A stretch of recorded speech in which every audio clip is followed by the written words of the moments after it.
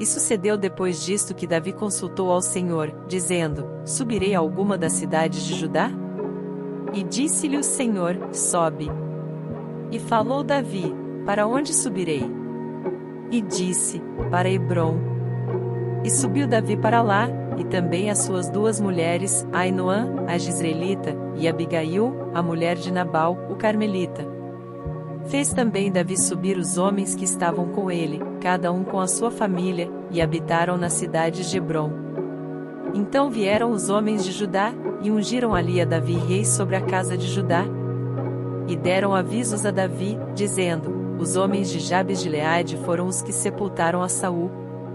Então enviou Davi mensageiros aos homens de Jabes de Gileade, para dizer-lhes: Benditos sejais vós do Senhor, que fizestes tal beneficência a vosso senhor, a Saul, e o sepultastes.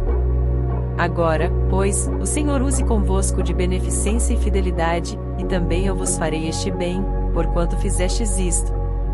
Esforcem-se, pois, agora as vossas mãos, e sede homens valentes, pois Saul, vosso senhor, é morto, mas também os da casa de Judá já me ungiram a mim por seu rei.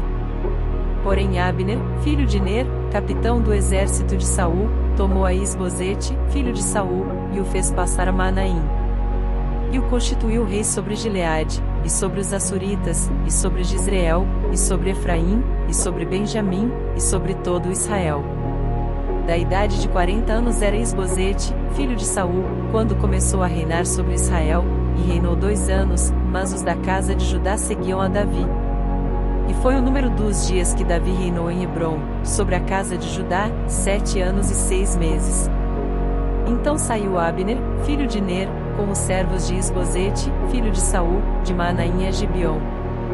Saíram também Joabe, filho de Zeruia, e os servos de Davi, e se encontraram uns com os outros perto do tanque de Gibeon, e pararam estes deste lado do tanque, e os outros do outro lado do tanque.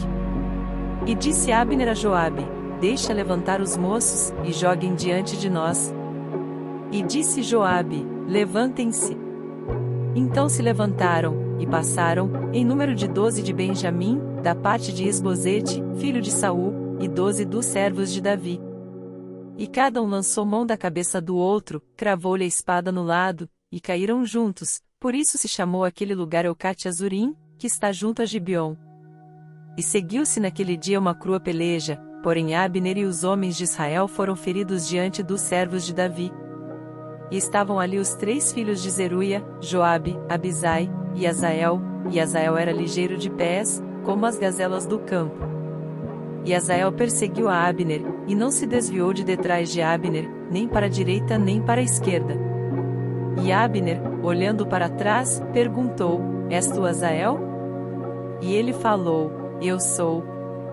Então lhe disse Abner: Desvia-te para a direita, ou para a esquerda, e lança a mão de um dos moços, e toma os seus despojos. Porém Azael não quis desviar-se de detrás dele. Então Abner tornou a dizer a Azael: Desvia-te de detrás de mim, porque hei de oferir-te e dar contigo em terra. E como levantaria eu o meu rosto diante de Joabe, teu irmão? Porém, não querendo ele se desviar, Abner o feriu com a ponta inferior da lança pela 5ª costela, e a lança lhe saiu por detrás, e caiu ali, e morreu naquele mesmo lugar, e sucedeu que, todos os que chegavam ao lugar onde Azael caiu e morreu, paravam.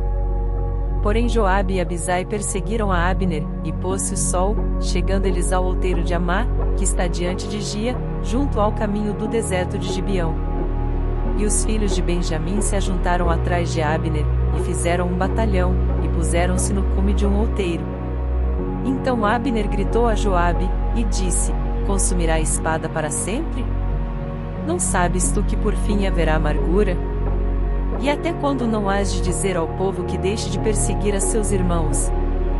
E disse Joabe: Vive Deus, que, se não tivesses falado, só pela manhã o povo teria cessado, cada um, de perseguir a seu irmão. Então Joabe tocou a trombeta, e todo o povo parou, e não perseguiram mais a Israel, e tampouco pelejaram mais. E caminharam Abner e os seus homens toda aquela noite pela planície, e, passando o Jordão, caminharam por todo o Bitrom, e chegaram a Manaim. Também Joabe voltou de perseguir a Abner, e ajuntou todo o povo, e dos servos de Davi faltaram 19 homens, e Azael.